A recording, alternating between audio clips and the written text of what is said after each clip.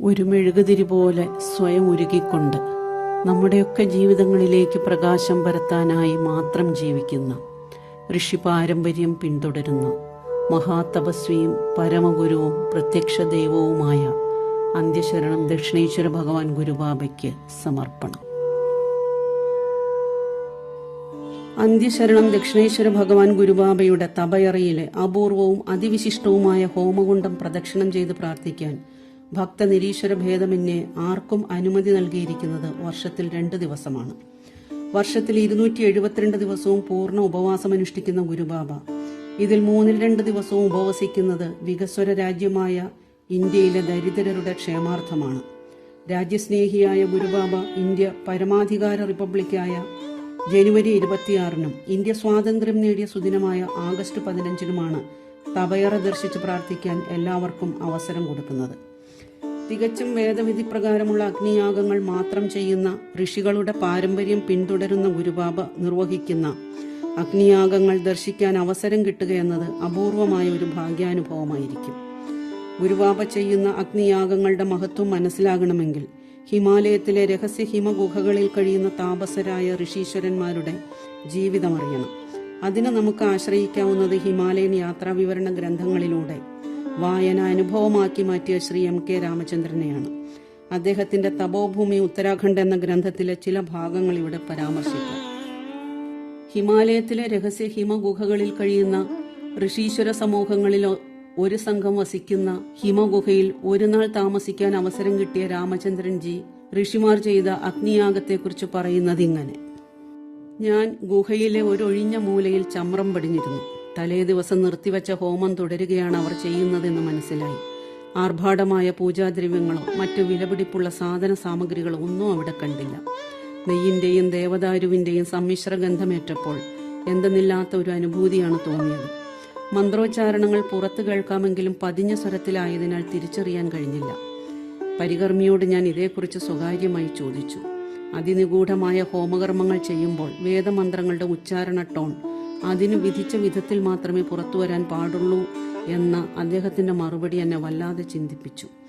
പല വിധത്തിലുള്ള യജ്ഞങ്ങളും യാഗങ്ങളും പലപ്പോഴായി പല സ്ഥലത്തും കണ്ടിട്ടുണ്ട്. ലക്ഷക്കണക്കിന് രൂപ ചെലവഴിച്ച് അലങ്കാരങ്ങളും ആർഭാടങ്ങളും ധാരാളിത്തവും പ്രകടിപ്പിച്ച് മന്ത്രോച്ചാരണങ്ങൾ ഉച്ചഭാഷിണികളിൽ കൂടി ദിഗന്ധങ്ങൾ ഭേദിക്കുമാറ് മുഴക്കി നടത്തുന്ന യാഗങ്ങൾക്ക് എന്ത് പ്രസക്തിയാണുള്ളത്? സംഘാടകർ ധനലാഭത്തിനു വേണ്ടി മാത്രം നടത്തുന്ന ഇത്തരം യാഗങ്ങളെ ഇവിടെ ഒരു കൊച്ചു ഗുഹയ്ക്കുള്ളിൽ നിഷ്കാമമായി നടത്തുന്ന പവിത്ര കർമ്മവുമായി താരതമ്യപ്പെടുത്തിയപ്പോൾ യഥാർത്ഥത്തിൽ വല്ലാത്ത ലജ്ജ തോന്നി.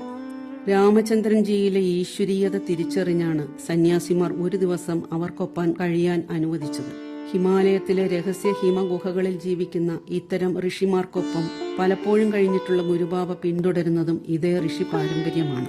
ഇതം ന മമ, ഇതൊന്നും എന്റേതല്ല എന്ന യജ്ഞനിയമവും കൃത്യമായി പാലിച്ചുകൊണ്ട് നിർവഹിക്കുന്ന കാശേറെ ചെലവുള്ള വിവിധ 24 അഗ്നിയാഗങ്ങളിൽ ഭക്തരെ ഗുരുബാബ പങ്കെടുപ്പിക്കുന്നത് പ്രതിഫലമൊന്നും വാങ്ങാതെയാണ്. ഭക്തരുടെ ദാനധനം യജ്ഞാചാര്യരും പരികർമ്മികളും അനുഭവിക്കരുതെന്ന സുപ്രധാന നിയമം പാലിക്കുന്ന ഗുരുബാബ ജീവിക്കുന്നത് സ്വയം തൊഴിൽ ചെയ്താണ്. പൂട്ടിയ തപയറയിലാണ് കഴിയുന്നതെങ്കിലും കെട്ടിടങ്ങൾ ഡിസൈൻ ചെയ്ത് വരുമാനമുണ്ടാക്കുന്ന ഗുരുബാബ കിട്ടുന്ന ഫീസിന്റെ 90% ദാനത്തിനായി ചെലവിടുന്നു. വേദം അനുശാസിക്കുന്ന യജ്ഞനിയമങ്ങൾ പാലിച്ചുകൊണ്ട് അഗ്നിയാഗങ്ങൾ നിർവഹിക്കപ്പെടുന്ന സകല ദേവതാ ചൈതന്യവും നിറഞ്ഞു നിൽക്കുന്ന അതിവിശിഷ്ടമായ ഹോമകുണ്ഡത്തിന് പ്രദക്ഷിണം ചെയ്ത് പ്രാർത്ഥിക്കാനുള്ള സുവർണ അവസരമാണ് റിപ്പബ്ലിക് ദിനമായ ജനുവരി 26-ഉം സ്വാതന്ത്ര്യ ദിനമായ ആഗസ്റ്റ് 15-ഉം. ഈ 2 ദിവസവും ജാതിമത ഭക്തനിരീശ്വര ഭേദമന്യേ ആർക്കും ഗുരുവായൂരിലെ ഗുരുബാബ ആശ്രമത്തിലെ പ്രത്യക്ഷ ദൈവസന്നിധിയിൽ വന്ന് ഹോമകുണ്ഡം ദർശിച്ച് പ്രദക്ഷിണം ചെയ്ത് പ്രാർത്ഥിക്കാം. പ്രാർത്ഥന സത്യസന്ധതയോടെയും ശ്രദ്ധാഭക്തി വിശ്വാസത്തോടെയുമാണെങ്കിൽ ഉദ്ദേശിക്കുന്ന കാര്യം നടന്നു കിട്ടും എന്നത് അനുഭവമാണ്. ഹോമകുണ്ഡം ഭൂമി സ്പർശമുള്ളതായിരിക്കണമെന്നാണ് പൊതുവെ പറയപ്പെടുന്നത്. അന്ത്യശരണം ദക്ഷിണേശ്വര ക്ഷേത്രത്തിൽ ഭഗവാൻ ഗുരുബാബ സോമയാഗം ഉൾപ്പെടെയുള്ള വിശേഷയാഗങ്ങളും ദിനവും അഗ്നിയാഗവും നിർവഹിക്കുന്നത് മുകളിലെ തപയറയോട് ചേർന്നുള്ള ചെറു ഹാളിൽ സ്ഥാപിച്ചിട്ടുള്ള ഹോമകുണ്ഡത്തിലാണ്. ഭൂസ്പർശമില്ലാത്ത ഹോമകുണ്ഡത്തിൽ അതിവിശിഷ്ടമായ യാഗയജ്ഞാദികൾ നിവർത്തിക്കാറുള്ള ഗുരുബാബ ആശ്രമം സ്ഥാപിക്കുന്നതിനു മുന്നേ നഗരത്തിലെങ്കിൽ ചെറിയ ചെരുവങ്ങളിലും വനപ്രദേശത്തെങ്കിൽ ഉൾവനങ്ങളിൽ തുറസായ സ്ഥലത്തും ഗുഹകളിലും അഗ്നിയാഗം ചെയ്തിരുന്നു.